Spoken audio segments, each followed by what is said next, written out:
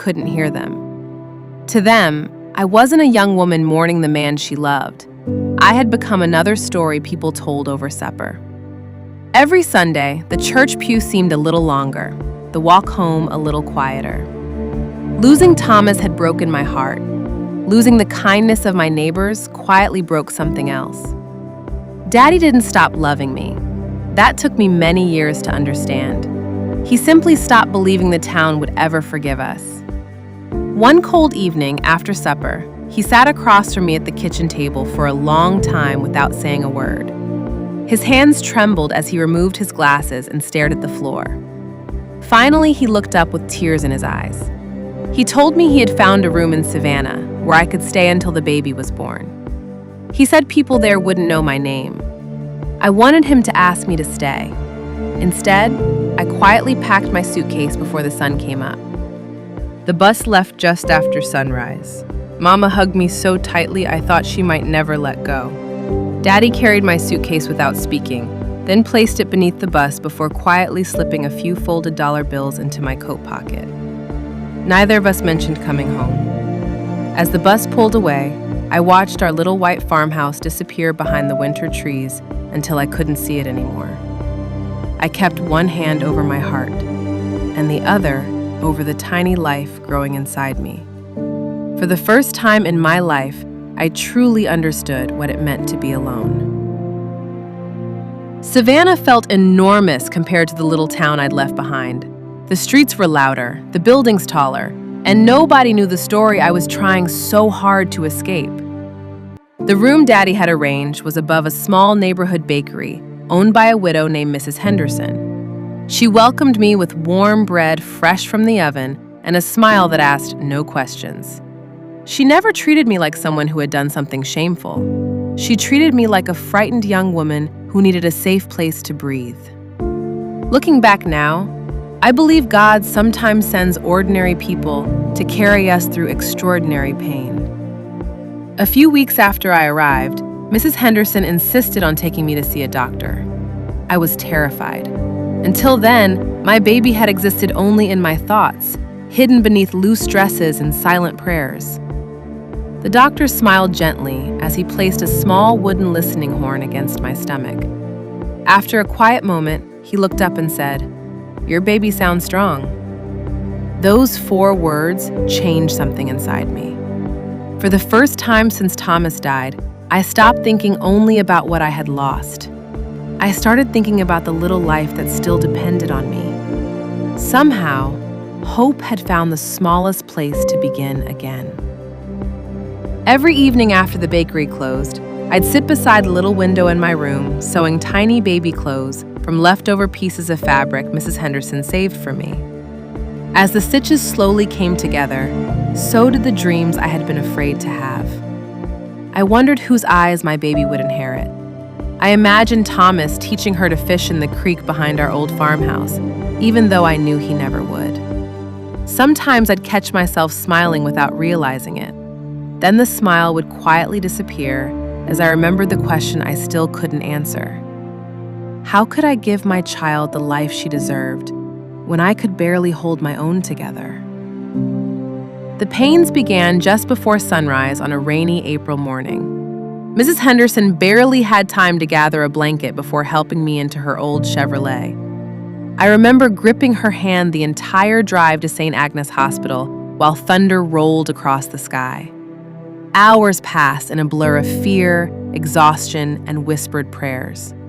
Then, just as the afternoon sunlight broke through the rain clouds, I heard the smallest cry I had ever known. The nurse placed my baby girl in my arms, and everything else in the room disappeared.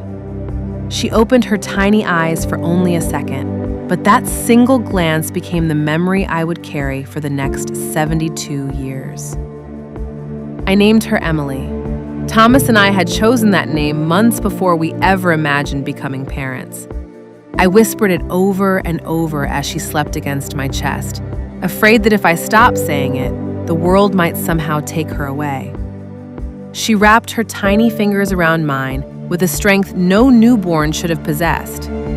The nurses smiled each time they walked past my room, because they never saw me put her down. Looking at her, I could almost pretend the future still belonged to us. But outside those hospital walls, reality was already waiting. 3 days later, the hospital social worker quietly pulled a chair beside my bed. She spoke gently, never once judging me, but every word felt heavier than the one before it. She explained that St. Agnes Children's Home could care for Emily until a loving family adopted her. I listened without interrupting, my arms wrapped tightly around my little girl, as though I could somehow protect her from the decision waiting just beyond the hospital door. That night, after everyone else had gone home, I stayed awake watching Emily sleep. I tried to memorize every tiny detail of her face, because somewhere deep inside, I already knew tomorrow would ask me to do the hardest thing I would ever survive.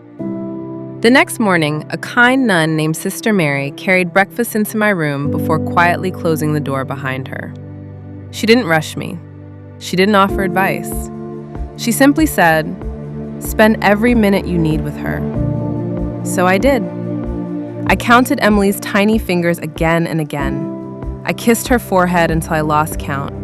I sang the lullaby my own mother had once sung to me, hoping that somehow, even if she never remembered my face, perhaps a small part of my love would stay with her forever.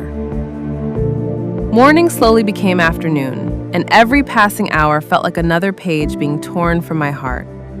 That afternoon, Sister Mary returned carrying a small white blanket folded neatly across her arms. She sat beside me and spoke with a kindness I'll never forget. She explained that St. Agnes Children's Home had helped hundreds of children find loving families. She promised Emily would be cared for until the right parents came along. I wanted so badly to believe her. Before leaving, she gently touched my shoulder and whispered something that stayed with me all these years. She said, "A mother's love isn't measured by the child she keeps, but by the sacrifices she makes." I nodded politely. Inside, I was falling apart. That evening, after everyone had gone home, I borrowed a sheet of stationery from the nurse's desk and began writing the first letter my daughter would never receive. I told Emily about her father, how kind he was, how he laughed with his whole heart, and how desperately he had wanted to meet her. I apologized for every birthday we would never celebrate together. I promised that not a single day would pass without me thinking of her. When I reached the bottom of the page, I signed only 2 words: "Love always."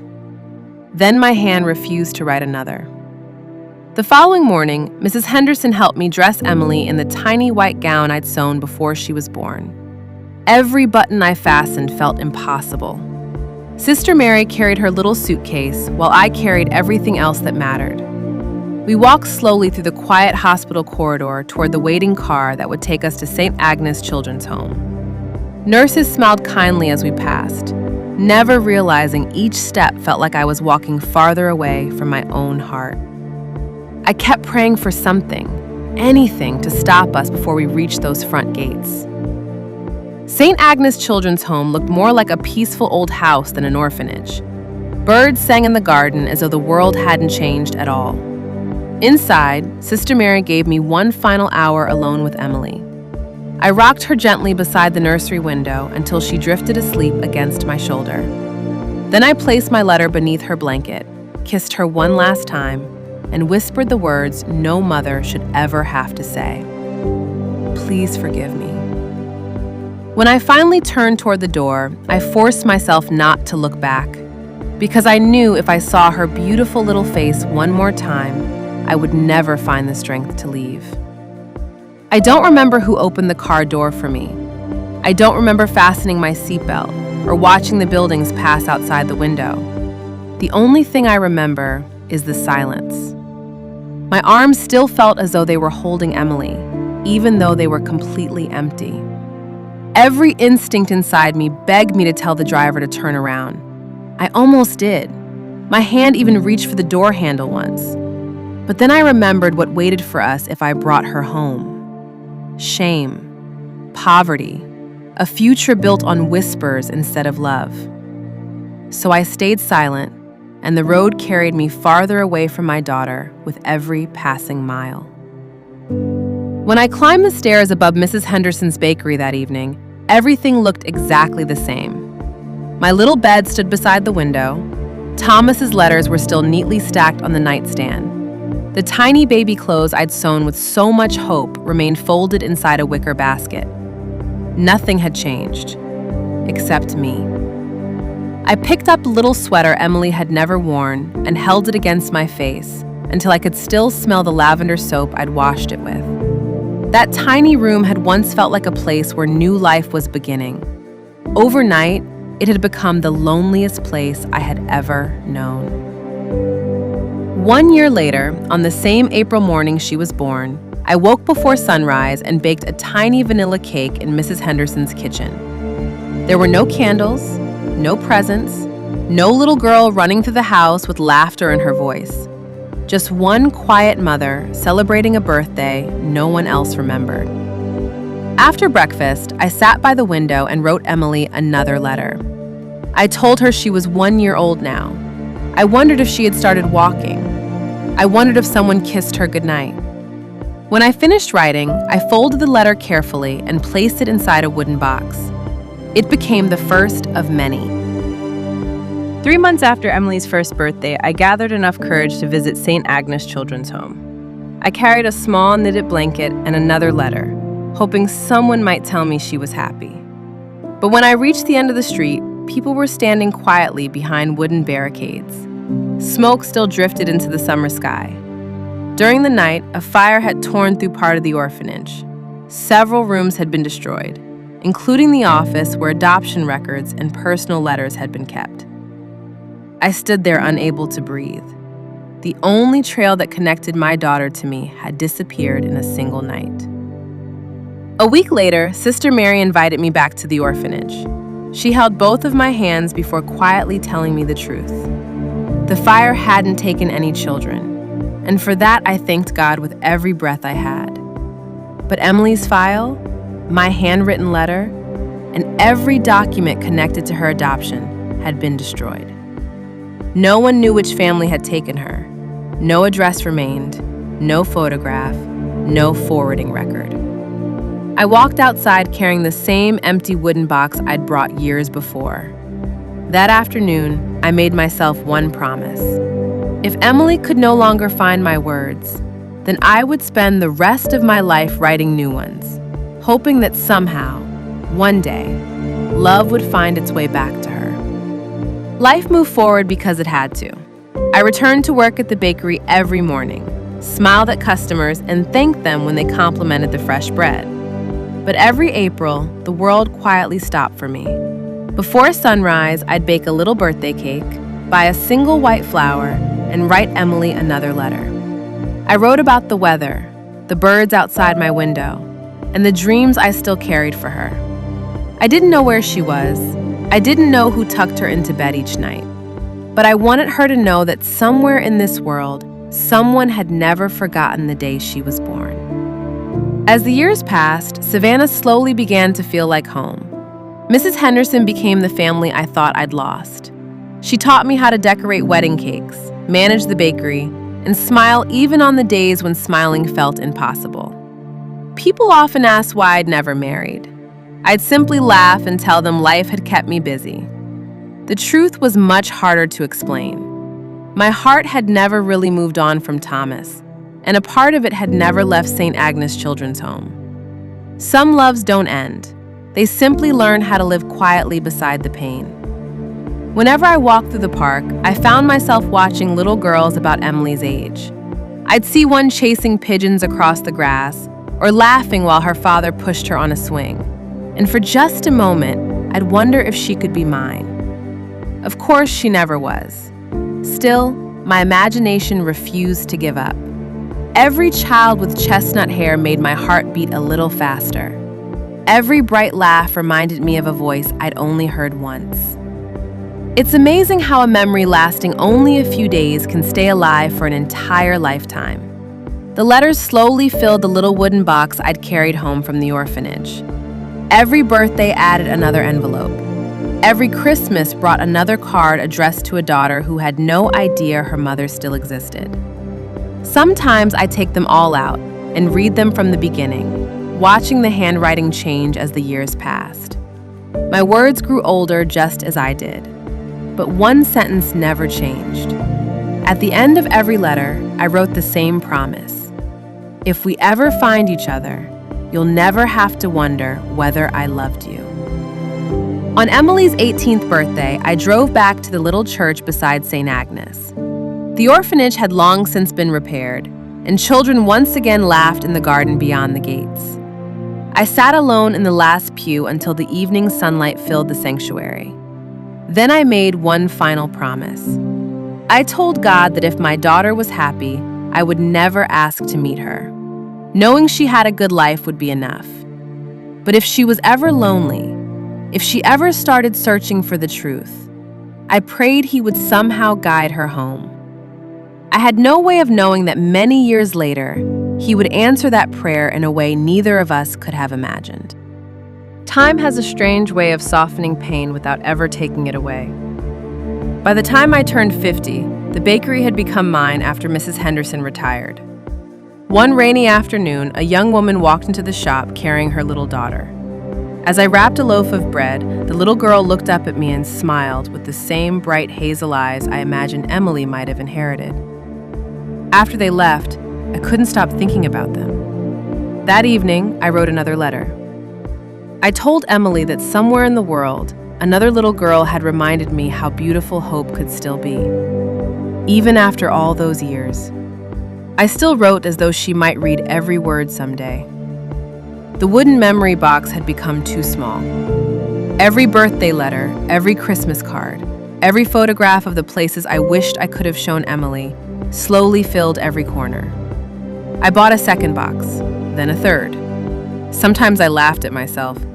What mother keeps writing to a daughter who doesn't even know she exists? But every time I considered stopping, I imagined Emily asking one simple question. Did my mother ever think about me? I wanted the answer to be waiting long before she ever asked it. Every now and then, I drive past St. Agnes Children's Home, hoping someone new might have discovered an old photograph or an overlooked record. The answer was always the same. The fire had erased too much. There was nothing left to follow. I'd smile politely, thank them for their time, and drive home in silence. Yet every visit strengthened my determination rather than weakening it. Hope doesn't always grow because life gives you reasons. Sometimes it survives simply because your heart refuses to let it die. Mrs. Henderson lived long enough to celebrate my 60th birthday. She'd become more than a friend. She'd become the mother who carried me through the darkest season of my life. A few weeks before she passed away, she reached beneath her blanket and squeezed my hand. Then she smiled and said, "One day, that little girl is going to know exactly who her mother was." I asked her how she could be so certain. She simply looked toward the window and whispered, "Because love has a way of finding what fire cannot destroy." Those were the last words she ever spoke to me. Many years later, after I had retired from the bakery, a young customer gave me a small box as a Christmas gift. Inside was one of those new DNA genealogy kits everyone seemed to be talking about. I laughed and placed it on a shelf, convinced it wasn't meant for someone my age. It sat there untouched for nearly 6 months, gathering dust beside my memory boxes. One quiet afternoon, while rereading Emily's latest birthday letter, my eyes drifted toward that little box. Something deep inside me whispered that perhaps, after 72 years, God was opening a door I had stopped believing still existed. One quiet Saturday morning, I finally opened the DNA kit. I remember laughing to myself as I read the instructions through my reading glasses. It all seemed far too modern for a 95-year-old woman who still wrote letters with a fountain pen. I swabbed the inside of my cheek, sealed the tiny sample inside the envelope, and carried it to the post office myself. As I slipped it into the mailbox, I whispered a prayer I had spoken thousands of times before. Lord, if Emily is happy, let her stay happy. But if she's been searching for me, help her find the road home. The company said the results would take 6 to 8 weeks. After waiting 72 years, you would think another 2 months would be easy. It wasn't. Every afternoon, I checked the mailbox before making tea. Every evening, I found myself staring at the front porch, imagining footsteps that never came. I kept writing Emily's birthday letter anyway. It had become such a part of my life that I no longer knew who I would be without it. Hope can be exhausting, but giving up somehow feels even heavier. The notification arrived on an ordinary Tuesday morning. My old computer made its familiar little chime, and an email appeared saying my DNA results were ready. I almost ignored it. I assumed it would simply tell me where my ancestors had lived or what countries my family came from. Instead, after asking my neighbor's grandson to help me log in, a single message appeared on the screen. Close family match found. My heart stopped. I stared at those 4 words until they blurred through my tears. After 72 birthdays, the impossible had quietly become possible. The website showed only a first name at first, Emily. I whispered it aloud before I even realized I was speaking. 72 years had passed, yet saying her name still felt as natural as breathing. There was also a photograph, a woman in her 70s with silver hair, kind hazel eyes, and a smile that looked painfully familiar. I wasn't seeing a stranger. I was seeing Thomas's eyes, my mother's smile, and somehow both of them living inside the daughter I had held for only 3 precious days. I reached toward the screen, wishing 72 years could disappear with a single touch. For nearly an hour, I stared at the keyboard without typing a single word. How do you introduce yourself to the daughter who spent an entire lifetime believing you abandoned her? I wrote 1 sentence, erased it, then started again. Finally, I took a deep breath and typed from my heart. My name is Eleanor Grace Carter. I believe I may be your birth mother. I have written you a birthday letter every year since the day you were born. If hearing from me brings you pain, I will understand if you never reply. But I needed you to know I never stopped loving you. Then I closed my eyes and pressed send. The first day passed without a reply, then another. By the end of the week, I had almost convinced myself I had made a terrible mistake. Perhaps Emily had seen my message and deleted it without reading another word. Perhaps her life had been peaceful until I appeared, reopening a wound she had spent decades trying to heal. Every morning, I'd turn on the computer with trembling hands. Every evening, I'd turn it off with another quiet disappointment. I told myself I wasn't waiting anymore. But hope has a funny habit of refusing to listen. 9 days after I pressed send, another little chime echoed through the house. I almost ignored it, afraid my heart couldn't survive another disappointment. But when I opened my email, there it was. 1 new message. The subject line contained only 3 words. Is it true? My hands shook so badly I could barely click it open. Emily wrote that she had spent her entire life wondering who her birth mother was. She admitted she was frightened, confused, and angry. But before asking anything else, she wanted to know one thing. Did you really think about me all these years? I didn't answer with explanations. I answered with proof. I opened the oldest memory box and carefully arranged every birthday letter across my dining room table. There were 72 of them. Beside the letters, I placed the tiny knitted blanket, Emily's little baby shoes, her hospital bracelet, and the faded receipt from St. Agnes Children's Home. My neighbor helped photograph everything before we attached the pictures to my reply. I ended the message with only 1 sentence. I prayed every birthday that one day you would finally see these. 2 full days passed before another message appeared. This time it contained almost no words. There was only a single photograph. Emily sat at a kitchen table surrounded by printed copies of my letters. Her hands covered her face, while tears stained the pages beneath them. She hadn't written that she forgave me. She hadn't written that she believed me. But for the first time in 72 years, my daughter was crying over the same memories I had carried alone. Somehow, that felt like the beginning of healing.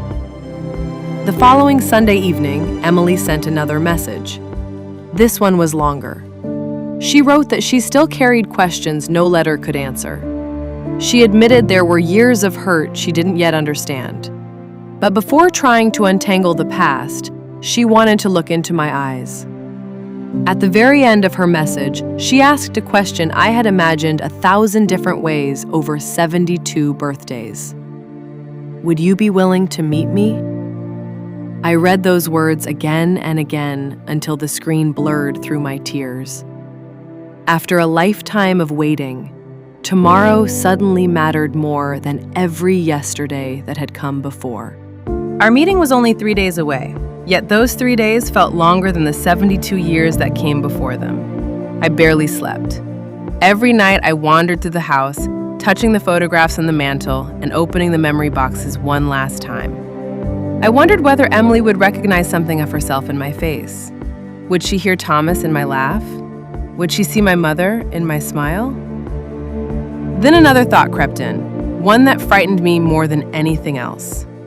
What if she looked at me and saw only the woman who left her behind? The morning before we were supposed to meet, I carefully chose what to bring. Into one small wooden box went the 72 birthday letters, tied together with faded blue ribbon. Then came the tiny knitted blanket, the little white baby shoes, Emily's hospital bracelet, and the worn receipt from St. Agnes Children's Home. I touched each keepsake as though it were alive. These weren't just old possessions. They were the only witnesses left who had seen the truth from the very beginning. If my words failed me tomorrow, I prayed these little treasures would speak for me. The next afternoon, I sat on my front porch nearly an hour before she was due to arrive. Every passing car made my heart race. Then a silver sedan turned slowly onto my gravel driveway and came to a gentle stop beneath the old oak tree. The driver's door opened first. A woman with silver hair stepped out, followed by a man I assumed was her husband.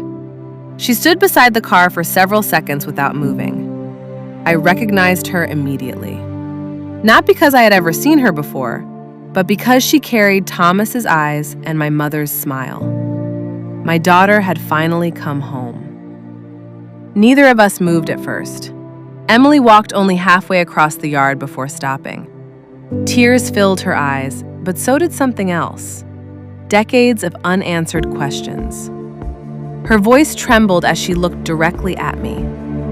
"Why?" she asked. "Why didn't you come back? Why didn't you fight for me?" I didn't interrupt. I didn't defend myself. For 72 years, I had imagined this moment, and I knew she had earned every question she carried. So I stood quietly, letting her anger speak before my love ever tried to answer. Without saying a word, I slowly placed the wooden box on the porch table and lifted the lid. Emily frowned as she stepped closer. One by one, I handed her the letters. 72 birthdays, 72 Christmases, 72 years of a mother refusing to let go. Then came the little blanket, the baby shoes she had worn for only 3 days, the hospital bracelet with her tiny newborn details, and finally, the faded orphanage receipt that had survived when everything else had burned. Emily's hands began to shake. She wasn't looking at keepsakes anymore. She was looking at 72 years of love that had been waiting for her all along. Emily untied the faded blue ribbon with trembling fingers. She didn't begin with the newest letter. She reached for the oldest one, the first birthday letter I had written when she turned 1. As her eyes moved across the page, the tears she had been holding back finally escaped. She read another, then another, then another. Every year of her life was there. Every birthday I had missed. Every Christmas I had imagined. When she reached the letter written on her 18th birthday, She quietly sat down because her legs could no longer hold her. She whispered, almost to herself, "You never stopped writing." When Emily finally looked up, her anger had softened into confusion. She asked me to tell her everything from the beginning. So I did. I told her about Thomas, the telegram, the tiny room above Mrs. Henderson's bakery, and the impossible decision made by a frightened 24-year-old girl with nowhere left to turn. I told her about the fire that destroyed the records and the letter I had tucked beneath her blanket. There were no excuses in my story, only truth. When I finished, neither of us spoke. Sometimes the deepest apologies are carried not by words, but by honesty. Then Emily began telling me about her life. She said her adoptive parents had loved her deeply and given her a wonderful childhood. For that, I thanked God with every beat of my heart.